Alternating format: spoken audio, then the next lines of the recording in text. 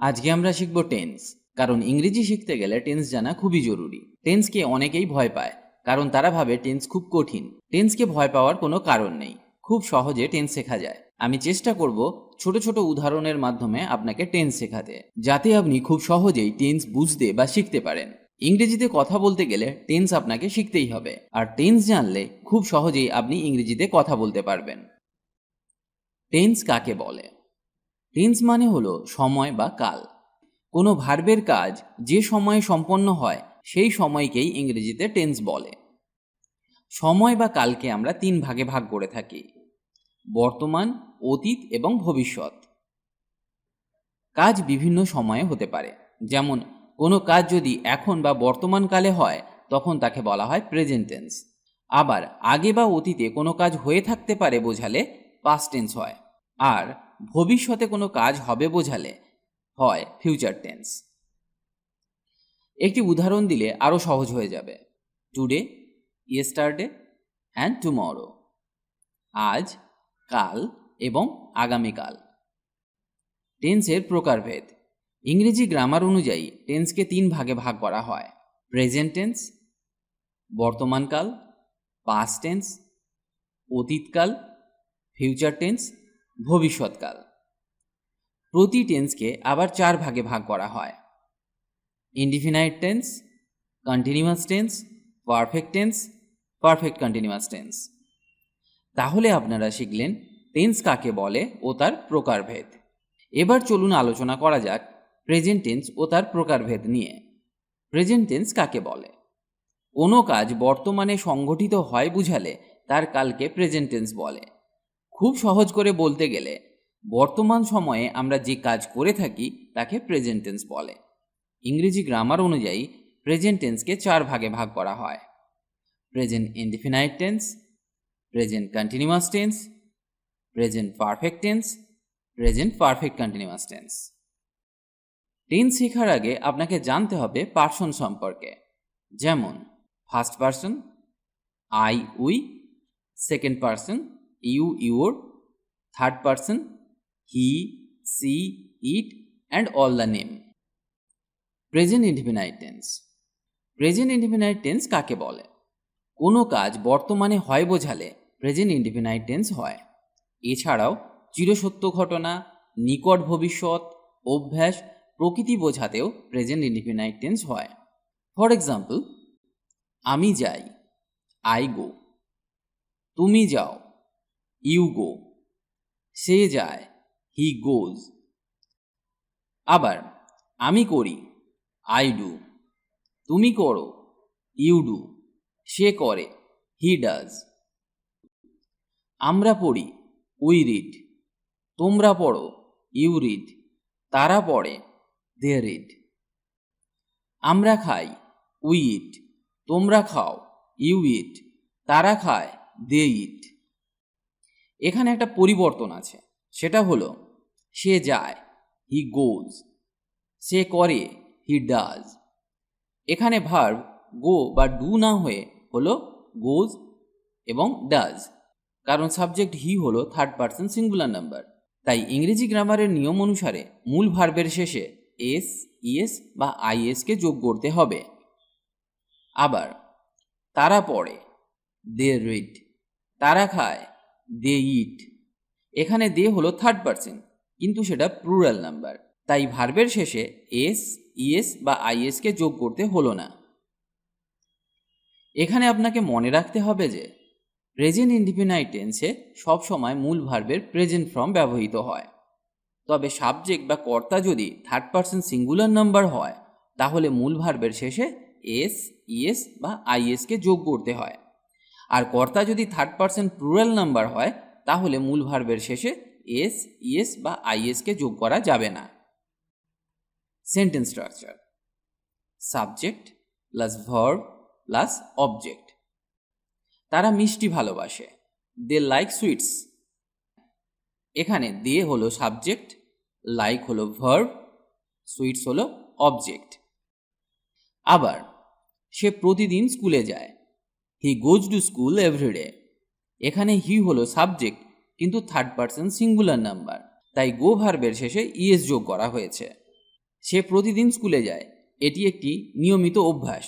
তাই এই ধরনের বাক্য হলে সবসময় প্রেজেন্ট ইনডিফিনাইট টেন্স করতে হবে। সে কাল আসবে, হি কামস টুমরো। সে আমাকে জানে, হি নোজ মি। আরও কিছু উদাহরণ দেখা যাক। সূর্য পূর্ব দিকে উদিত হয়, the sun rises in the east. পৃথিবী সূর্যের চারিদিকে ঘোরে, the earth moves round the sun. আমি দিনে 8 ঘন্টা পড়ি, I read 8 hours a day. আমি তোমার সাফল্য কামনা করি, I wish you all success. I wish you all success. Simple or affirmative sentence structure. Subject, verb plus object. বাক্যের প্রথমে সাবজেক্টকে বসাতে হবে, তারপর ভার্বের ফার্স্ট ফর্মকে বসাতে হবে। এরপর সাবজেক্ট যদি থার্ড পারসন সিঙ্গুলার নাম্বার হয় তাহলে ভার্বের শেষে এস, ইএস বা আইএসকে যোগ করতে হবে এবং বাক্যে অবজেক্ট থাকলে তারপর বসাতে হবে। এক্সাম্পল, সে বাজারে যায়, হি গোজ টু মার্কেট। সে সকালে স্নান করে, she takes a bath in the morning. তুমি গান করো, you sing a song. Negative sentence. Negative sentence তৈরি করতে গেলে আপনাকে ডু ডাজের সাথে নটকে ব্যবহার করতে হবে, তবে এখানে ভার্বের সাথে এস বা ইএসকে ব্যবহার করতে পারবেন না। Sentence structure: subject plus do or does plus not plus verb plus object. Example, he does not write the letter. He does not write the letter. এখানে he third person singular number, কিন্তু আমরা এখানে ভার্বের সাথে S বা ইএসকে যোগ করলাম না, কারণ এখানে আমরা ডাজকে ব্যবহার করেছি। আরও কয়েকটি উদাহরণ দেখা যাক। সে গালি দেয় না, he does not abuse. Ram আমাকে ভালোবাসে না, Ram does not love me. Ram does not love me. মেয়েটি মিথ্যা কথা বলে না, the girl does not tell a lie. আমি রাতে কাজ করি না, I do not work at night. সে এখানে আসে না, she does not come here. She does not come here. Interrogative sentence. আমরা প্রেজেন্ট ইনডেফিনাইট টেন্সে ইন্টারোগেটিভ সেন্টেন্স দুভাবে তৈরি করতে পারি। 1. হেল্পিং ভার্বের সাহায্য নিয়ে। 2. WH ওয়ার্ডের সাহায্য নিয়ে। যখন আমরা হেল্পিং ভার্বের সাহায্য নিয়ে ইন্টারোগেটিভ সেন্টেন্স তৈরি করব তখন বেশিরভাগ ক্ষেত্রে প্রশ্নের উত্তর হ্যাঁ বা নাতে আসে। এখানেও আপনাকে মনে রাখতে হবে subject third person singular number হলেও ভার্বের শেষে এস, ইএসকে যোগ করা যাবে না। Sentence structure: do or does plus subject plus verb plus object plus interrogative sign. For example, তুমি কি বই পড়ো? Do you read? Do you read? সে কি লেখে? Does he write? Does he write? তারা কি খেলে? Do they play? Do they play? তারা কি ফুটবল খেলে? Do they play football? Do they play football? WH words. Sentence structure: WH words plus do or does plus subject plus verb plus object plus interrogative sign. সে কি করে? What does he do? কেন সে তোমাকে ডাকে? Why does he call you? তারা এখানে কখন আসে? When do they come here? When do they come here? Interrogative negative sentences. Sentence structure: do or does plus subject plus not plus verb plus object plus interrogative sign. সে কি গান গায় না? Does he not sing a song? Does he not sing a song? আমি কি সেখানে যাই না? Do I not go there? Do I not go there? তুমি কি আমাকে সাহায্য করো না? Do you not help me? Do you not help me? তুমি কি সময় নষ্ট করো না? Do you not waste time? Do you not waste time? তিনি কি এখানে থাকেন না? Does he not live here? Does he not live here? WH word. WH word plus do or does plus subject plus not plus verb plus object plus interrogative sign. সে কখন মুম্বাই যায় না? When does he not go to Mumbai? When does he not go to Mumbai? তোমার বোন এখানে আসে না কেন? Why does your sister not come here? Why does your sister not come here? কে তোমাকে ডাকে না? Who does not call you? Who does not call you? কেন সে সততার সাথে কাজ করে না? Why does he not work with honesty? এছাড়াও আরও নানাভাবে প্রেজেন্ট ইনডিফিনাইট টেন্সকে ব্যবহার করা হয়। For example, to express simple action. আপনি একটি গল্প বলুন। You tell a story. You tell a story. সে খাবার রান্না করে। She cooks the food. তারা বাগানে বসে। They sit in the garden. পাখিরা ওড়ে। The birds fly. The birds fly. To express habit. সে কেবল মাছ খায়। He only eats fish. He only eats fish.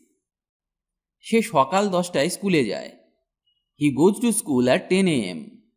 He goes to school at 10 AM। তারা নিয়মিত টিভি দেখে। They watch TV regularly.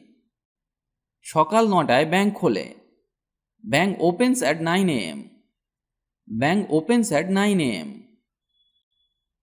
Universal truth, চিরন্তন সত্য ঘটনা। ঈশ্বর মহান, God is great. God is great. মানুষ মরণশীল, man is mortal. Man is mortal. পৃথিবী সূর্যের চারিদিকে ঘোরে। The earth moves round the sun. The earth moves round the sun. সূর্য পূর্ব দিকে ওঠে। The sun rises in the east. The sun rises in the east. To express future events. ভবিষ্যতের ঘটনা প্রকাশ করতে present indefinite টেন্সকে ব্যবহার করা হয়। পরের ট্রেনটি রাত 9টায় আসে। The next train arrives at 9 PM। The next train arrives at 9 PM। সকাল 6টায় বাস ছেড়ে যায়। The bus leaves at 6 AM। ম্যাচটি 7টায় শুরু হয়। The match starts at 7 o'clock। Bank কখন আবার খুলবে? When does the bank reopen? When does the bank reopen? আজ এখানেই ভিডিওটি শেষ করলাম। ভিডিওটি যদি আপনার ভালো লাগে তাহলে অবশ্যই লাইক বা কমেন্ট করে জানান, আর পারলে বন্ধুদের সাথে ভিডিওটি শেয়ার করুন। ইংরেজি শিখতে হলে আপনাকে নিয়মিত অভ্যাস করতে হবে আর নতুন নতুন বাক্য শিখতে হবে, না হলে ইংরেজি বলা সম্ভব নয়। কারণ অভ্যাসই হলো সাফল্যের চাবিকাঠি। তাই রোজ নিয়ম করে অভ্যাস করুন। ভালো থাকুন আর আমার সাথে ইংরেজি শিখতে থাকুন।